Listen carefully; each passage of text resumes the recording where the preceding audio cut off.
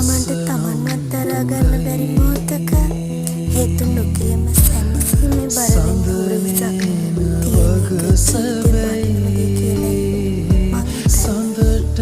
හේතුවක් ඇතුව හෝ නැතුව හැම මනුස්සයෙක්ටම තමන්ගේ පරිමාණයෙන් අවුල් තියෙනවා. ඒව දරා ගන්න වෙනවා. එහෙම ඔළුව අවුල් වෙලාවට දැක්කත් නිවෙන්න හිත මනුස්සයෙක් එහා පැත්තේ එක මාර වටිනවා. සල්ලි අපි හොයන හැමදේම කවදා හරි ජීවිතේ ලැබුණත් එදාට මිනිස්සුන්ට ප්‍රශ්න තියෙනවා.